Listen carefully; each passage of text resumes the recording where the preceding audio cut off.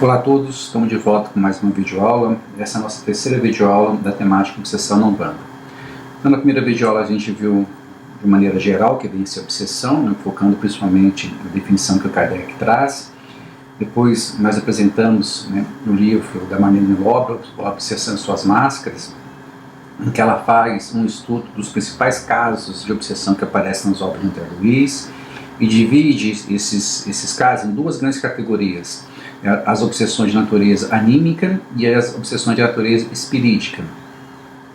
E nós então resolvemos que vamos analisar primeiro as naturezas espiríticas, deixando a anímica por último, porque vai fazer um link com a nossa próxima temática, que seria a apometria. E cada uma dessas grandes categorias, a anímica e a espirítica, ela dividiu em duas categorias também: efeitos inteligentes e efeitos físicos. Efeitos físicos é o portegaste nas duas, e os efeitos inteligentes, no caso das espiríticas, tem essas 1, 2, 3, 4, 5 grandes categorias, né? E depois essas subcategorias. Então nós já vimos na videoaula 2 simbiose em graus diversos, parasitose mental, vampirismo espiritual, principalmente as infecções fluídicas, né? Que seriam aqueles micro-organismos astrais que nós analisamos. E agora a gente vai dar continuidade na videoaula de hoje a partir de fixação mental. Nela traz o primeiro caso para analisar a fixação mental do livro Ação e Reação, né, que é o caso Antônio Olímpio e seu filho Luiz. É o seguinte, né, em linhas gerais, o caso é o seguinte: depois da morte do pai, o Antônio Olímpio herda uma grande fazenda. Só que ele tinha que partilhar, né, essa herança com seus dois irmãos mais novos, o Clarindo e Leonel. Só que acontece que ele tinha planos para a fazenda. E nesses planos que ele tinha para a fazenda, não poderia, né, dividi-la com seus dois irmãos mais novos, senão ele não teria o lucro que ele queria ter. Aí ele então passou a elaborar um plano, né, para matar os dois irmãos, para assassinar os dois irmãos, né. Basicamente ele ofereceu um licor entorpecente para os dois irmãos, né, um sonífero, convidou os dois irmãos para um passeio de barco no grande lago da fazenda. E quando já estava ali, né, os irmãos começaram a denotar o sinal de sono, ele, né, foi para a parte mais funda do lago e virou o barco, né. Ao virar o barco, os irmãos obviamente não conseguiram mais nadar direito, porque já estavam com o efeito do sonífero forte, e se afogaram, né. E ele foi então para a margem do rio, depois falou para todo mundo que foi um acidente, daí ficou um homem rico, né, tido por honesto, mas nunca pôde ser feliz. E mais tarde ele vai então e dá, né, lega, né, como herança para o seu filho Luiz a fazenda. Então são essas personagens principais, né, o Olímpio, os seus dois irmãos Clarindo e Leonel, e o seu filho Luiz. Luiz é o filho do Olímpio, né, que vai herdar a fazenda depois. Tá? Agora vamos ver alguns detalhes desse caso, né, como que um ato, né, muitas vezes nem pensado, né, pode gerar consequências gravíssimas no futuro, porque até então o Olímpio nunca tinha pensado matar o irmão, né, mas muito provavelmente ali obsidiado por várias entidades, e também poderia ter trazido ali no seu íntimo, né, lá no passado, em outras encarnações, de alguma maneira ele já fez isso, né, com outras circunstâncias obviamente. E isso criou ressonância nessa intenção que ele tinha agora, não conseguiu discipliná-la, não conseguiu controlá-la, aí deu no que deu, aí vira uma bola de neve, obviamente, com efeitos dominós drásticos, né, que a gente vai ver daqui a pouco. Tá? Vamos lá então, slide 3. Então, a primeira consequência que teve é que ele não conseguiu ser feliz. A primeira coisa, né, que já aconteceu logo meio que de imediato foi a sua mulher Alzira adoecer gravemente, teve uma febre muito forte por várias semanas, passou a ser tida como louca, né, passou a ter alucinações, foi para o lago e se afogou no lago, né. Então foi uma noite de muito horror, né. Bom, então o Antônio Olímpio gozou da fortuna o quanto pôde, né, mas desde que ele morreu, ele foi então perseguido, né, pelos seus dois irmãos, que estavam ali já esperando ali no seu leito de morte. Obviamente, né, que os dois irmãos já estavam já atuando, a gente vai ver daqui a pouco, né, desde quando eles foram assassinados, né, até a morte do caso Olímpico, eles estavam atuando para o desencarne do caso Olímpico e para a sua desgraça de maneira geral, né. Aí passa muito tempo então no umbral inferior, né, visualizando essa cena, e ele é atendido, né, numa enfermaria chamada Mansão da Paz, que é tipo um posto, imagina-se um posto de saúde, um posto de atendimento, né. Hoje em dia é muito comum a UPA, né, Unidade de Pronto Atendimento, ou seja, não é um hospital propriamente dito, mas ela está lá, tem algumas condições mínimas para atender, né, uma pessoa que chega em casos de emergência. E nesse caso aqui, essa enfermaria da Mansão da Paz, ela é ligada ao nosso lar, né? A gente sabe que o nosso lar é uma colônia espiritual, mas não é a única que existe. Existem várias colônias espirituais, existem vários postos de atendimento. Nesse caso, a Mansão da Paz era ligada ao nosso lar. Recebeu então o Antônio Olímpio, e na enfermaria então que foi relatado toda essa história dele, né? E lá ele começava sempre a repetir, né? Em meu pensamento vejo apenas o barco no crepúsculo sinistro. Repara que a gente está falando de como que a fixação mental atua em processos obsessivos, né? A fixação mental está presente em todos os processos obsessivos em diferentes graus. E é claro que aqui nesse exemplo que a Marlene Lobre vai dando, ela vai dando naqueles graus mais avançados, e várias maneiras de acontecer a fixação mental também. Nesse caso aqui, o Antônio Olímpio relata: em meu pensamento vejo apenas o barco no crepúsculo sinistro, ouvindo os brados de minhas vítimas, que soluçam e gargalham estranhamente. Ai de mim, estou preso a terrível embarcação, sem que me possa desvencilhar. Quem me fará dormir ou não morrer? Então veja bem, ele não conseguia sair dessa cena, tá? Pelo fato dos seus dois irmãos quererem que ele sofresse com essa imagem, então fazia com que ele repetia essa imagem várias vezes, né?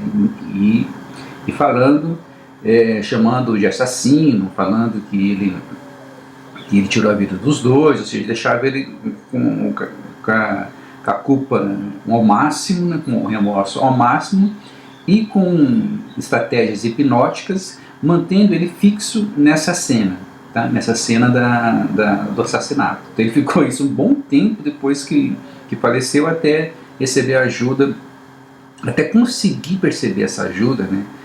De alguma maneira ele foi... aí tem que ler o livro para a gente não fazer também um spoiler, né? Fala coisas que às vezes perde a graça da leitura, né? Ou seja, a leitura tem que ter um pouquinho de surpresa também. Até que ele foi socorrido, né? E passa então a tratar desse caso. Aí no slide 4 continua o seguinte: em outro dia, quando saíram para auxiliar no caso Antônio Olímpio, né, então a equipe espiritual ali, onde o André Luiz estava inserido no momento, foi até a fazenda para ver como é que estava esse caso, principalmente para ver como que ele poderia ajudar agora, né, o Luiz, né, que era o herdeiro do Antônio Olímpio, e como que podia também auxiliar na obsessão que o Antônio Olímpio estava ainda sofrendo para os seus dois irmãos, né? Apesar dele ter sido socorrido, enquanto não tivessem se trabalhando os obsessores, esse socorro dele não surtiria o efeito desejado. Precisava então verificar como que poderia amenizar um pouco essa obsessão, né, dos dois irmãos. Então eles foram lá na fazenda, né, o André Luiz e Silas, né, que é o companheiro da Luiz nessa história, depararam-se lá com os dois irmãos do Antônio Olímpio, né, Clarinho e o Leonel, na fazenda que o filho do Antônio Olímpio herdaram, né, o Luiz. Antes eles viram entidades estranhas envoltas em alas escuros, né, entidades tão negativas, né, moralmente falando, transitando absortas pelos extensos pátios, jardins ruinados e propriedades, como se ignorasse a presença uma das outras. Eram usurários. Usurários, né, se a gente procurar no dicionário, significa agiotas, né, trazidos pelos dois vingadores de modo a fortalecer em Luiz o gosto pela avareza. Olha só, tá? Olha só as estratégias que tem no processo obsessivo. Então nem toda obsessão ela é feita pela impulsividade do ódio, né? Às vezes a pessoa começa assim, fazendo ela pela impulsividade do ódio, da vingança, sem falar daquelas simbioses que nós vimos que não há um ódio por detrás, né? Então nem toda obsessão, primeiro, nem toda obsessão é motivo de ódio, né? Há vários motivos de obsessão. É claro que as principais relatadas são motivo de ódio. Mas mesmo aquelas que são motivadas pelo ódio, nem sempre ela é impulsiva. O que quer dizer isso? Ela pode começar impulsiva, mas depois o obsessor vai conhecendo outros, né, espíritos mais inteligentes, mais conhecedores de técnicas mais avançadas de obsessão, começa a participar dessa equipe, começa a receber instruções dessa equipe e ser trabalhadores dessa equipe como recompensa, eles recebem ajuda para seus casos, ou seja, não é muito diferente que tem aqui na Terra, por exemplo, quando alguém começa a participar de uma gangue, né? Então você começa a prestar um pequeno serviço para eles e começa a receber proteção deles também, até que você se torna parte daquela equipe. Ou seja, pense naqueles filmes de máfia que a gente vê por aí, pense nesses casos de gangue que tem aqui na vida encarnada, não é muito diferente na vida desencarnada. Então lá eles desenvolveram essa técnica, obsidiaram, olha só, a gente está falando agora de obsessão desencarnada para desencarnado, obsidiaram esses agiotas e fizeram com que eles ficassem perto do filho do Antônio, o Luiz, fortalecendo nele o gosto pela avareza. Por quê? Porque os irmãos disseram que agiam para que Luiz não se esquecesse de preservar a fortuna que lhes pertence. Olha só, eles já estavam pensando que eles futuramente herdariam a fazenda que lhes era de direito, né? Então é um mecanismo de justiça que tem por detrás, muitas vezes, dos espíritos que se perdem, né, na sua vingança, no seu ódio. Mas sempre tem uma justificativa, a gente tem que ficar atento com relação a isso, né? Clarindo, né, o irmão mais bruto dos dois, fez um relato da traição de que foram vítimas. É claro que eles não sabiam, né, que o André Luiz e o Silas conheciam o caso já, né, para eles eram dois espíritos novos, né, lastimando que o criminoso lhes tenha sido arrebatado da funa onde o mantinha, explicando que concentrava agora a atenção no filho. Leonel, o cérebro da empresa, contou que antes tinha dividido o tempo entre pai e filho, por isso tinha localizado na fazenda os agiotas enlouquecidos, que apenas mentalizavam o ouro e os bens que se feiçoaram no mundo, de modo a favorecer os seus propósitos. Então sempre que está por trás da obsessão é o domínio, né? Então você força alguém a fazer aquilo que você quer, tá? Acompanhando o Sovino que nos obedece ao comando, nos obedece ao comando. Então ele estava obsidiando, né, os agiotas, então obsessão desencarnada para desencarnado, constrangendo-no a viver, constrangendo, domínio, tá vendo? Constrangendo, dominou a vontade dele a viver, tanto quanto possível, com a imaginação aprisionada ao dinheiro, que ele ama com deslocada paixão. Aí ele está falando agora também do Luiz, né? Então constrangeu os agiotas a ficar perto do Luiz, né? E o Luiz a cada vez mais vai desenvolvendo então a avareza na sua mais alta intensidade. Aí o slide 5, né, mostra então que Luiz, né, desligado da influência do sono, ou seja, Luiz depois que dormiu lá no astral, vai afagar o dinheiro que lhe nutre as paixões, nutre as paixões. Então Luiz já tem dentro de si essa paixão por dinheiro. Isso é muito interessante, pelo que a gente vai ver daqui a pouco, tá? Silas concluiu que o apego de Luiz à precária riqueza material é levado à tensão máxima. Então ele já tem dentro de si isso e é levado à tensão máxima, tá? Com a aproximação dos usurários, dos agiotas, cujas mentes alucinadas pressionam na conservação do mesmo desejo. Leonel confirmou entusiasmado o objetivo da técnica empregada, o que nós falamos, tá? São raríssimas as exceções que são impossíveis, tá?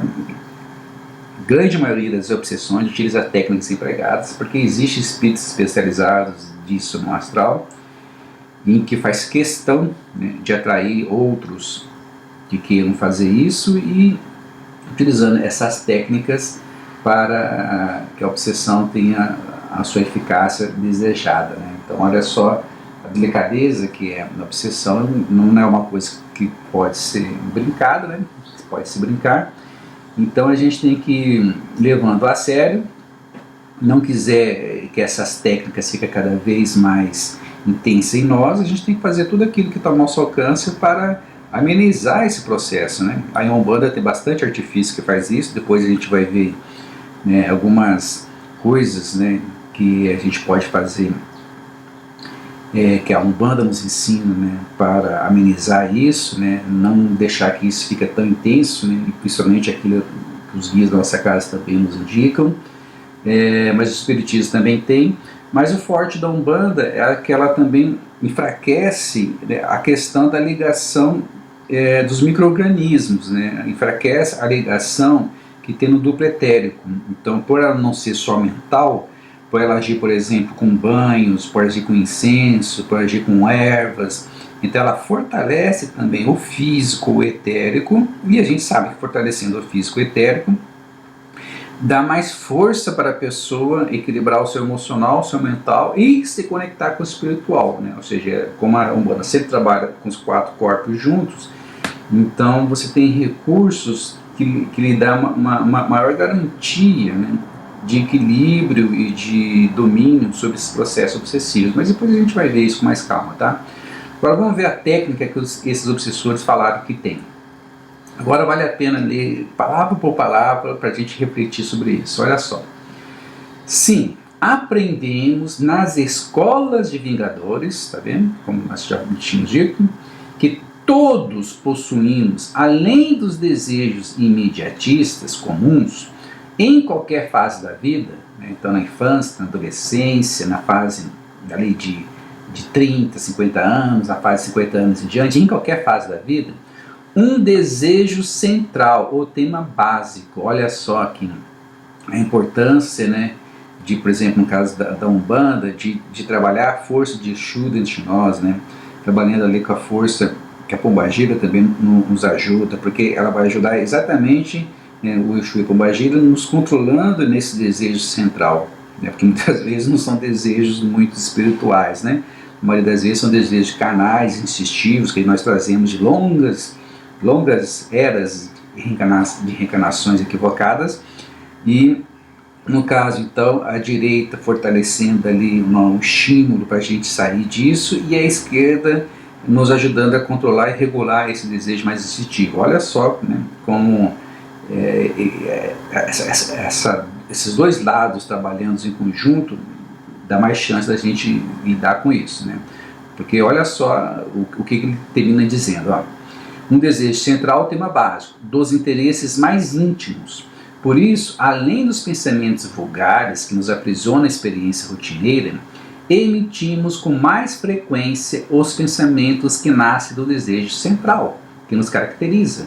Pensamentos esses que passam a constituir o reflexo dominante de nossa personalidade. Então, apesar da gente ter vários desejos, vários sentimentos, mas em alguma fase da vida, algum desejo vai ser central. E a gente vai ver que muitas vezes isso está relacionado com nossas personalidades passadas. Quando a gente vê a apometria, a gente vai ver que isso também se relaciona. Mas o fato é, temos que ter cuidado naquilo que nós desejamos. Muitas vezes estamos afastados de preocupações mais espirituais, estamos ali envolvidos, perdidos nas nossas personalidades atuais, né, nos nossos papéis sociais, papéis profissionais, papéis familiares, e esses desejos muitas vezes nos remetem a equívocos, a repetição de equívocos passados, tá? Mas vamos lá. Desse modo, é fácil conhecer a natureza de qualquer pessoa em qualquer plano através das ocupações e posições que prefira viver. Assim é que a crueldade é o reflexo do criminoso.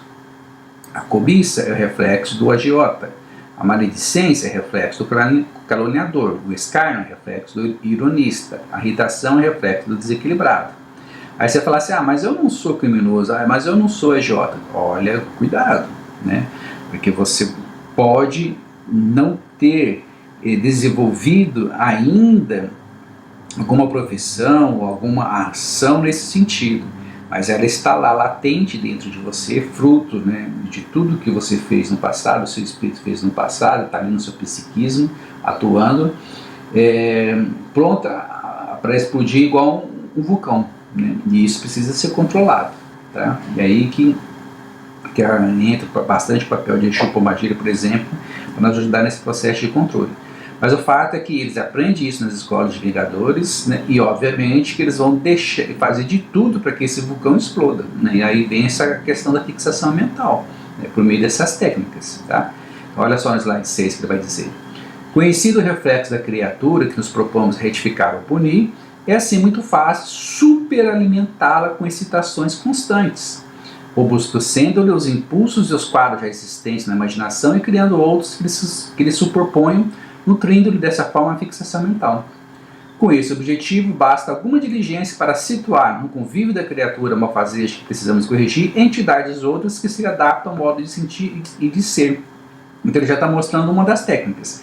Uma das maneiras de superalimentar, além de processos hipnóticos, obviamente, é você atrair para perto das pessoas entidades que têm aquele desejo central. Aí no processo de ressonância, né, aí vai acontecendo essa fixação. Então você está sendo obsidiado por técnicas avançadas. Você tem uma equipe que está obsidiando, que está coordenando isso, que coloca uma entidade mais próxima de você. Aí sim, a princípio é essa entidade em si que está obsidiando, mas na realidade é toda a equipe, né? Toda a equipe está atuando para que aquilo aconteça, né? Que se adapta ao modo de sentir e de ser, quando não possamos por nós mesmos, na falta de tempo, criar as telas que desejamos. Né? Outras técnicas, com vistas aos fins variados, por intermédio de determinação hipnótica. Através de semelhantes processos, criamos e mantemos facilmente o delírio psíquico, né? Ou obsessão. Ele deu outro nome para a obsessão, que é delírio psíquico, né? Que é interessante. Que não passa de um estado anormal da mente, subjugada pelo excesso de suas próprias criações, a pressionar o campo sensorial, infinitamente acrescidas e influência direta ou indireta de outras mentes encarnadas ou não, atraídas por seu próprio reflexo. Né? Então, uma das maneiras de evitar que isso se intensifique é cortar o mal pela raiz. Tá? Bom, mas então fica aí essa reflexão. Sorrindo sarcasticamente, Leonel conclui: cada um é tentado exteriormente pela tentação que alimenta em si próprio. Novamente, né, a preocupação da gente sempre repetir sobre nós mesmos, nos conectamos com o nosso espiritual, trabalhando o nosso mental, controlando o nosso emocional, né? Porque, caso contrário, se não tivesse com autoconhecimento, fica difícil de controlar a obsessão, não importa em qual religião que você vai para ajudá-la, né? Se você não te fizer a sua parte, fica muito difícil. Aí ele coloca a mão sobre a fronte de Luiz e mantém a profunda atenção do obstinador, governado pela presa, né? Luiz começou a falar de outras teses que seriam suas e sai em desabadalada carreira na direção da fazenda do vizinho. Já está começando a incutir então na mente do Luiz, né, a necessidade de matar o vizinho para descobrir a fazenda, né? Então, quem quiser saber como é que termina o caso, vai lá, ele ação e reação, vale a pena.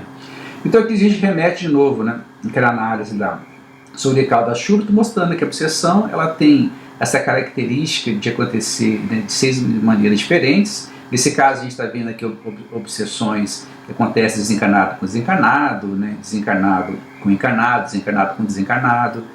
Está vendo aqui a obsessão que acontece com mais de um, né, e está vendo que é por motivo qualquer, não é necessariamente ódio. Por exemplo, aquela entidade que foi trazida para perto do Luiz, ela não tem relacionamento com o Luiz, ela foi trazida, então não tem ódio com ele, tá?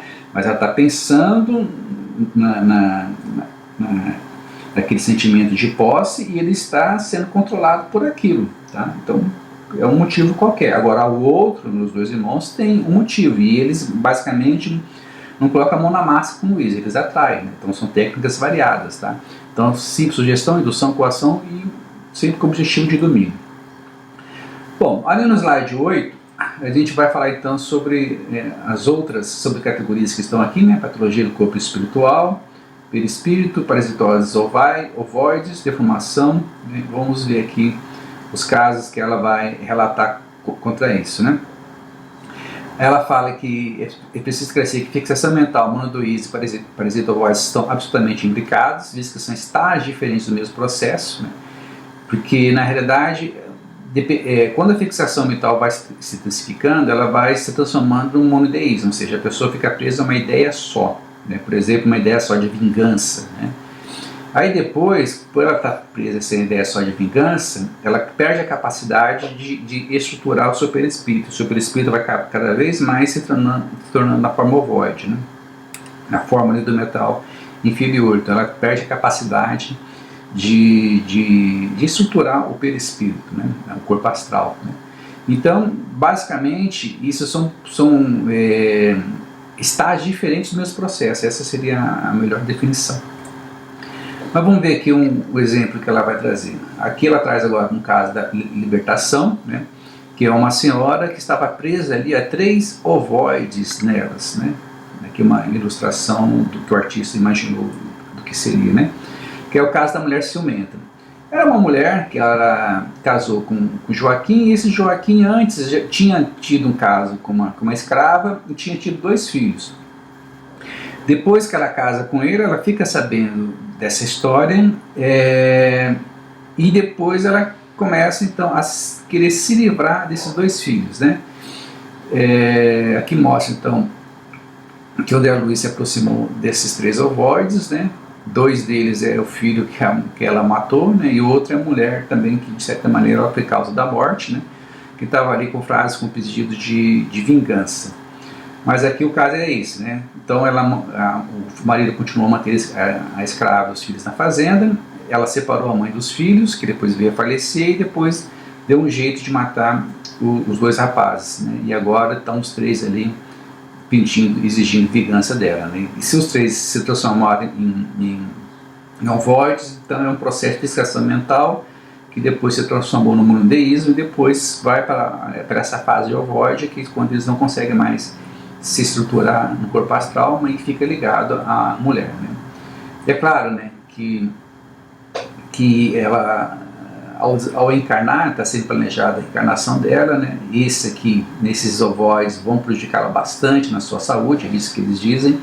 Aí vai começar a aparecer saúdes, dificuldades, doenças que a medicina não consegue entender direito, né? Muitas vezes é por causa disso, né? E isso está planejado em que ela vai dar luz então nesses três espíritos, né? Ela vai casar com Joaquim, que vai reencarnar agora com outra personalidade, né?